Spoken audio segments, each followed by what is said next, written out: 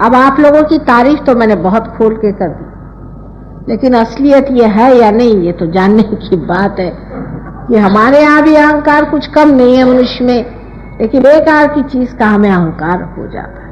और वो इस तरह की बेकार की चीजें हैं कि उसके बारे में हम लोग जानते हुए भी कि महाबेवकूफी हम उसे करते रहते। सहज योग जो है आपको सत्य के दर्शन कराता है। सत्य जो है, था और रहेगा, उसके मामले में कोई आप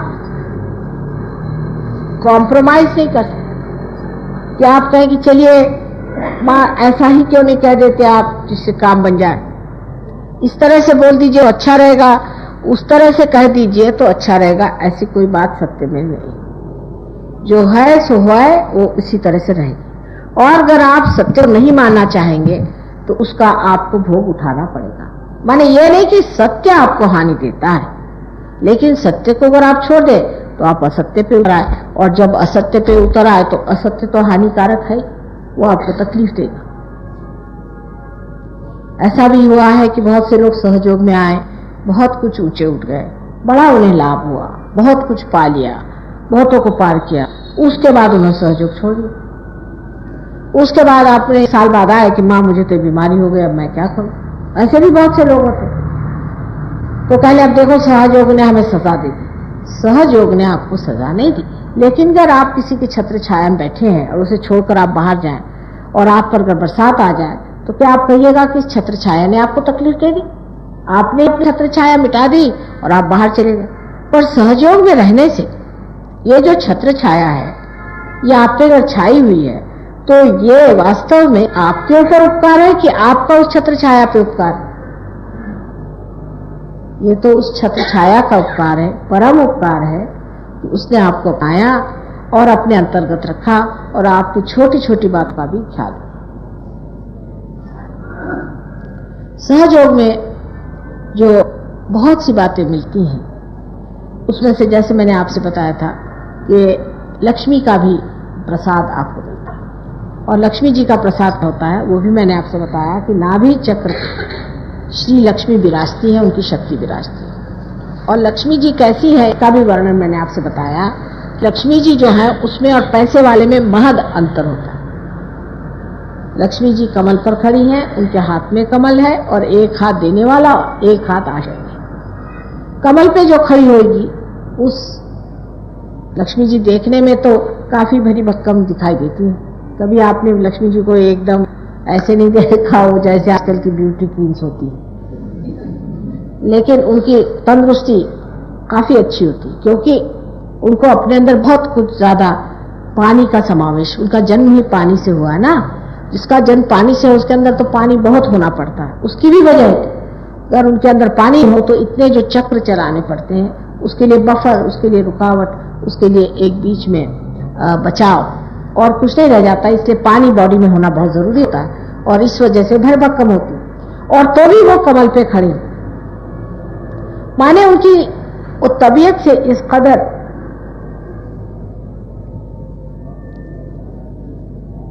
शब्द नहीं हिंदी में, पर जिसे कहना चाहिए कि इस कदर वो सजी हुई हैं या तबीयत से इस कदर वो सधी हुई हैं कि पूरा बैलेंस करके भी, और उनका कोई वजन ही नहीं वो डालती कमल पे, कोई उनका वजन नहीं डालती, यानी अपना बोझा वो किसी पे नहीं डालती।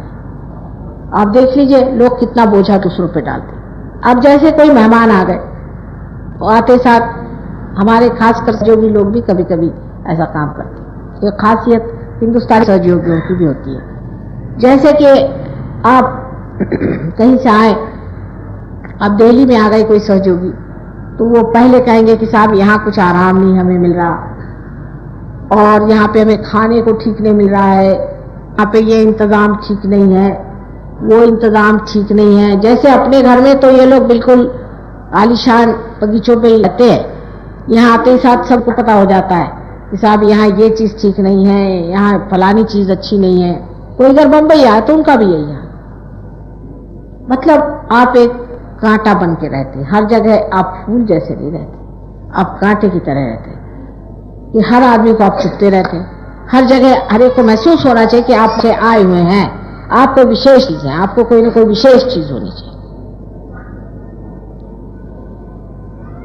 इस तरह से हम लोग अपना जीवन जो है वो सोचते हैं कि हमने बड़ा अपना महत्वपूर्ण कर दिया, और जिस आदमी के ज्यादा रुपया होगा वो उतना ही ज्यादा नखरे करता है। जितना आदमी गरीब होगा अपने देश में उतने उसके नखरे कम होंगे, लेकिन जितना आदमी रईस हो जाएगा उतना उसके नखरे ज्यादा होंगे। और लक्ष्मी जी के कोई नखरे बिचारी के, वो तो कमल पे अपनी खड़ी हुई और पूरी समय खड़ी रहती, कभी ये भी नहीं कहती कि मैं थक गई भाई थोड़ी देर को लेटी जाओ। पूरी समय वो कमल पे अपने शरीर को संभाले हुए, इतने बड़े शरीर को संभाले हुए खड़ी रहती है, बिल्कुल हल्की सी, किसी को महसूस नहीं होता है। ये लक्ष्मीपति की निशानी। जिस आदमी में वास्तविक लक्ष्मी है उसका कहीं भी बोझा नहीं लगता है। ऐसा आदमी जहां भी रहता है उसका सुगंध, उसका सौरभ सब दूर फैलता है, लेकिन उसकी कोई भी चीज महसूस नहीं होती। कहीं भी वो आपको ये नहीं जताता है कि आप पैसे वाले हैं या आप नहीं हैं, या उसके पास ज्यादा पैसा है, या आपके पास इस चीज की कमी है। वो तो इस तरह से रहता है कि किसी को पता ही नहीं चले कि कैसे आए और कैसे गए। वो इस तरह से जीवन बिताता है जैसे किसी को पता ही नहीं चलता। लेकिन अधिकतर पैसे वाले तो पहले डींग बजाते घूमेंगे कि साहब मैं बड़ा पैसे वाला हूं, कुछ नहीं तो अजीब तरह के हॉर्न लेकर के रस्म बजाते चलेंगे, जिससे वो मुड़ मुड़ के देखे कि कौन गधा चला जा रहा है। हर चीज का शो होना चाहिए, हर चीज की आर्टिफिशियलिटी होनी चाहिए। एक एक तमाशा ला कर देता है अपने नाम से क्योंकि वो पैसे वाला। ये लक्ष्मी जी की बात नहीं। लक्ष्मी जी बहुत ही ज्यादा एकदम ऐसी तरीके से रहती, संभली हुई, सदी हुई कि किसी को पता ही नहीं चलता। फिर एक हाथ से उनका दान होना चाहिए, वो दान भी किसी को पता नहीं होना चाहिए कि दान हो रहा है। जस्ट बह रहा है, तो जा रहा है, दे रहा है, लेने का सवाल नहीं। और दूसरे हाथ से आश्रय होना चाहिए। जो उनके आश्रित है वो सब आशीर्वादित होने चाहिए, नहीं बजाय इसके कि बहुत से अपने नौकरों को मारते हैं, पीटते हैं, ये करते हैं। नहीं, आश्रित माने उनको पूरी तरह से, जो लक्ष्मी जी के आश्रित होते हैं उनको पूरी तरह से वरद हस्त होता है, पूरा वरदान देते रहते हैं। और उनके दोनों हाथ में कमल होते हैं। कमल गुलाबी रंग के होते हैं और गुलाबी रंग के कमल में ये द्योतक है कि वो प्रेम की निशानी। गुलाबी रंग जो है उनके प्यार और प्रीत की निशानी है। वो अपनी बिल्कुल ही नाजुक पंखुड़ियों में भंवरे जैसा कांटे वाला प्राणी होता है, उसे भी स्थान देती है। कहीं से भी चला आए उसे रहने के लिए इंतजाम रहता है, हर समय उसके लिए इंतजाम रहता है। ऐसा आज तक मैंने कोई पैसा वाला नहीं देखा कि उनके दरवाजे कोई भी चला तो कहे अच्छा भाई तुम्हें कोई जगह नहीं, आओ मेरे यहाँ सो जाओ। वो तो 4-4 दरबान ला के रखेगा कि कोई अच्छा भी भला आदमी हो तो उसको पीछ के निकाल के भगा दे। इस प्रकार हमारे अंदर जो लक्ष्मी जी का तत्व है वो हमारे नाभि चक्र में है, जिसके बारे में मैंने आपसे बताया था। जैसा वो है वैसा ही है, उस तत्व को हम बदल नहीं सकते। बाहर का सब कुछ आप बदल दीजिए, लेकिन उसका तत्व जो है वो वही बना। तत्व ना बदल सकते हैं, ना ही उसको आप इसी तरह से कोई उपदेश दे सकते हैं, और ना ही उससे कोई आप झगड़ा कर सकते हैं। जो तत्व है वो तत्व ही बना है। अगर आपको तत्व पर रहना है और आपको अपने साथ ही ईमानदारी बितानी है तो आपको जानना चाहिए कि सत्य जो है वो सत्य ही रहेगा, आप उसको बदल नहीं सकते। अब बहुत से लोग कहते हैं क्या हुआ माता जी, हमारा पैसा ब्लैक का है तो क्या हुआ, हमने बड़ी बड़ी यहाँ पर इमारतें बनाई हैं गरीबों के लिए और हमने बहुत से मंदिर बना डाले।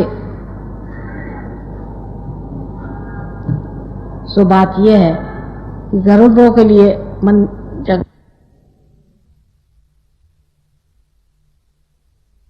मंदिर बनाना ये परमात्मा का काम नहीं, ये मनुष्य का काम है। क्या फायदा मंदिर बना बना करके भी क्या फायदा हो रहा है, सो दिखाई दे रहा है आपको। वहां 4 आदमी लगा दीजिए, तो जो आएगा उससे जो नोच खसोट होगा वो लेगा और उसे खाएगा और कहेगा कि साहब मैं पूजा करा। मंदिरों में भी ब्राह्मण होना चाहिए। ब्राह्मण माने जिसे ब्रह्म को जाना, जिसका दूसरा जन्म हो गया, जो पार हो गया वही ब्राह्मण होता है। आजकल कौन से मंदिर में ऐसा ब्राह्मण बैठा है, उल्टे सब मुझे तो राक्षस ही नजर आते हैं। जहां जाती हुई सारे राक्षस के नमूने, दानव बिल्कुल। जहाँ जाइए वहां नोच खसोट, मार पीट, लालच, हर तरह की गंदी और नीच अधम बातें करना, इसके सिवा और कोई काम नहीं आता। ये किसी तरह से भी ब्राह्मण नहीं। असली ब्राह्मण ये होता है जो कि रियलाइज हो, उसी को ब्राह्मण कहना चाहिए, द्विज हो, जिसका जन्म दूसरे बार हो। अब ब्राह्मणों के लिए चुनौती है, अगर वो चाहते हैं कि ब्राह्मणों का उत्थान हो तो उन्हें जाकर के बताए कि देखो तुम ब्राह्मणों का नाम बदनाम करो, तुम ब्राह्मण नहीं, तुम ब्राह्मण हो ही नहीं सकते। जो ब्राह्मण वही होता है वो जो परमात्मा के ब्रह्म तत्व को पा गया है, जिसके अंदर से ब्रह्म तत्व बह रहा है, वही स्वयं ब्राह्मण होता है। और नहीं तो इस तरह से सारी जाति का बड़ा भारी उपमर्द हो जाएगा और सारी जाति ही बदनाम हो जाएगी। अब इस तत्व को जानने के लिए कि लक्ष्मी तत्व में हम क्या गलतियां करती हैं, मैं थोड़ा सा आपको समझाऊं। लक्ष्मी तत्व जो है, इसके चारों तरफ धर्म का तत्व फैला हुआ है और ये का तत्व 10 गुरुओं से हमें मिला हुआ है। 10 माने ये कि अभी तक ऐसा कहेंगे कि जो मुख्य 10 गुरु हो गए, लेकिन इसका ये मतलब नहीं है कि ये जो मुख्य 10 गुरु हो गए हैं यही हुआ और कोई हुआ नहीं।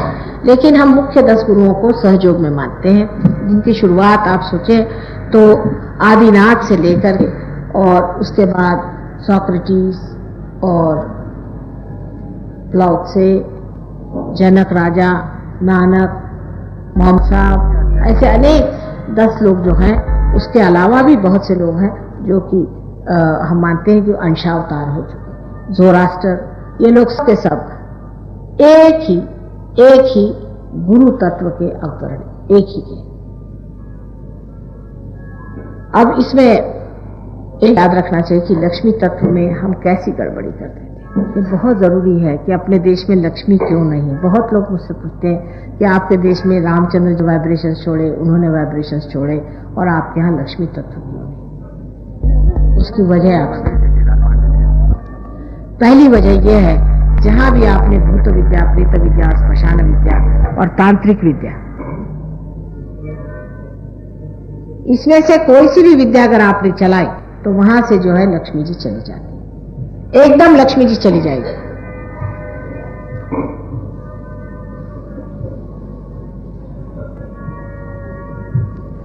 आप अगर कोई सी भी विद्या चलाए, तंत्र विद्या चलाएं, यानी कोई सी भी भूत विद्या, प्रेत विद्या, श्मशान विद्या आदि, या कोई सी भी विद्या अगर आप चलाएं तो आपकी जो लक्ष्मी की शक्ति वो खत्म हो जाए। जैसे आपसे बताया, हमारे यहाँ एक साहब आते थे उनकी दुकान और उनकी दुकान बिल्कुल नहीं चलती थी। तो मैंने कहा अच्छा आप अपनी पत्नी को लेके आई। जब उनकी वो पत्नी को लेके आए तो देखा कि साहब उनकी ग्रह लक्ष्मी जी जो थी वो बिल्कुल भूतनी बनी हुई थी, के अंदर इतने गंदे विचार चल रहे थे। तो मैंने उनसे पूछा भाई तुम किसके पास जाती हो, कोई तांत्रिक के पास जाती? नहीं, कहले तांत्रिक तो नहीं, लेकिन हमारे गुरु है वो। मैंने कहा अच्छा तुम्हारे गुरु क्या करते हैं? और जब उन्होंने बताया कि वो हमसे क्या क्या करवाते, मैंने कहा बाबा रे बाबा ये तो पक्का तांत्रिक है। और इसीलिए औरत फंस गई।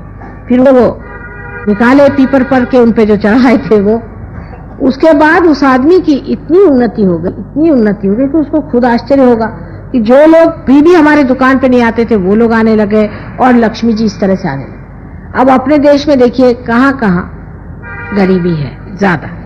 केरला में बहुत ज्यादा गरीबी। मैं केरला में गई थी, मुझे बड़ा आश्चर्य हुआ कि केरला में लोग सारे मुर्दे जो है घर के पास ही गाड़ते हैं, घर के साथ जहां मरते हैं वहीं गाड़ देते हैं। दूर जाने की जरूरत क्या है, वहीं गाड़ दिया, चलो काम खत्म।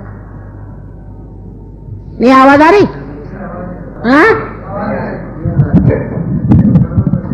अच्छा,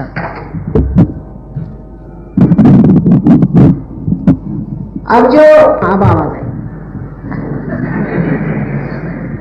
अब उनकी प्रेत विद्या और श्मशान विद्या में और इस तरह के मुक्ता में कोई अंतर नहीं। माने यह कि जो आदमी मर जाता है उसको ठीक से दफना देना चाहिए, या वैसे किसी भी आदमी को दफनाने की कोई जरूरत नहीं। हाँ अगर कोई साधु हो जाए, या साधु माने ये नहीं कि जो उपास करता है और इधर उधर कपड़े पहन के गिरवे घूमता है, वो नहीं। जो पार हो जाए, जो आदमी पार है, जो संत हो गया, जो पार हो गया, उसको जलाया नहीं जाता अपने देश, उसको कभी भी नहीं जलाया जाता, उसको समाधि कहते हैं।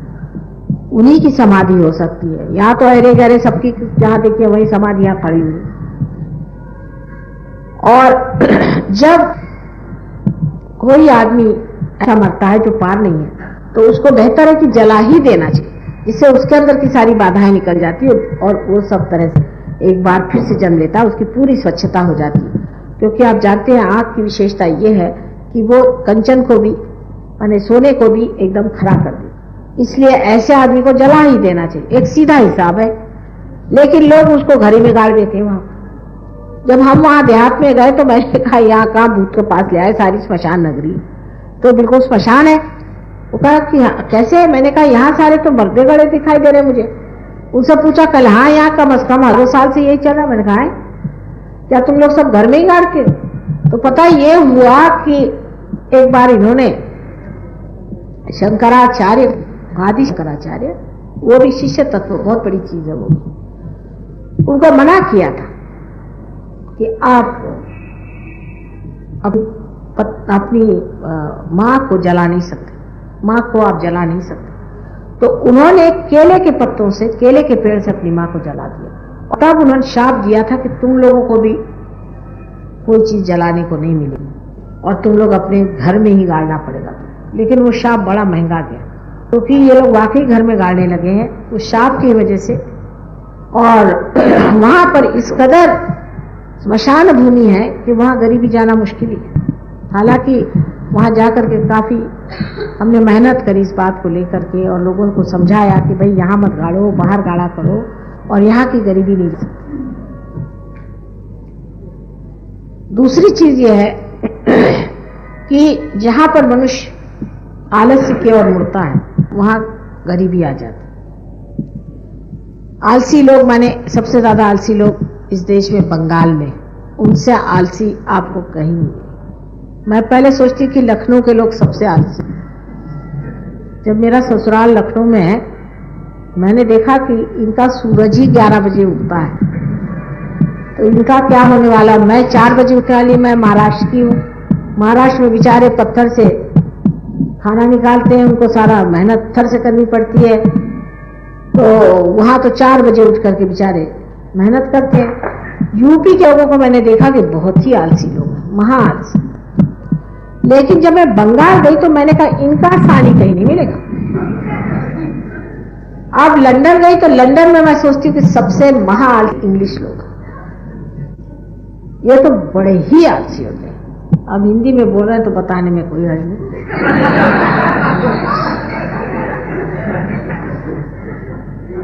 आप विश्वास नहीं करेंगे कि ये लोग रात में ही मुंह धोकर सोते हैं। और वहां ऐसे लोग होते हैं, वहां पर ऐसे भी लोग हैं जिन्होंने 1-1 साल नहाया नहीं। मुसलमान तो जुम्मे के जुम्मे नहा ही लेते हैं, ये उनसे भी बड़े 1-1 साल। और वहां पर सवेरे अगर आपने किसी को उठा दिया, 9-10 बजे के करीब अगर आपने किसी को उठा दिया, तो आपसे बढ़ के पापी, दुष्ट, राक्षस कोई, यानी इससे बढ़ के वहां कोई पाप ही नहीं है कि आप किसी आदमी को सवेरे जगा दीजिए। और 10 बजे मतलब 12 बजे से पहले उठना उनके लिए बड़ी मुश्किल चीज है। पर आप नौकरी में करते क्या, तो जैसे बिस्तर में सोते हैं वैसे उठे, उन्होंने अपनी वो चढ़ाई जीन और दफ्तर, वहां जाकर बाथरूम जाना वगैरह सब वहां। नहाने से तो कोई मतलब ही नहीं है आपको, और ब्रश भी करने की जरूरत है, रात में कर लिया काम खत्म। और हिंदुस्तानियों का उल्टा हाल है कि वहां पर भी रोज सवेरे नहाएंगे और उसी ठंड में निकल जाएंगे और उसके बाद उनको कैंसर हो जाए। और अगर उनसे कहा भाई रात में नहाया करो और सवेरे ब्रश कर लिया करो, माता जी आप ऐसा कह रहे हैं। मैंने कहा हाँ भाई मैं तो ऐसा ही कह रही हूँ और ऐसा ही करूँ। तो कहले आपका क्या? मैं तो कहीं बाहर थोड़ी जाती हूँ, मैं तो घर में रहती हूँ, तो मुझे मेरी बात और है और मेरे कुछ थोड़ी होने वाला है। लेकिन तुम लोगों के लिए ठीक है कि जैसे ही यहाँ पर इतनी ठंडक है, या तो सवेरे उठ के 4 बजे नहा लिया करो और फिर ठंडे पानी से नहा लिया करो और उसके बाद तुम बाहर जाए। वैसे भी गर्म पानी से नहाकर बाहर जाना बहुत गलत चीज है, चाहे यहाँ हो चाहे कहीं। उसके बाद हमेशा ठंडे पानी से नहा लेना चाहिए।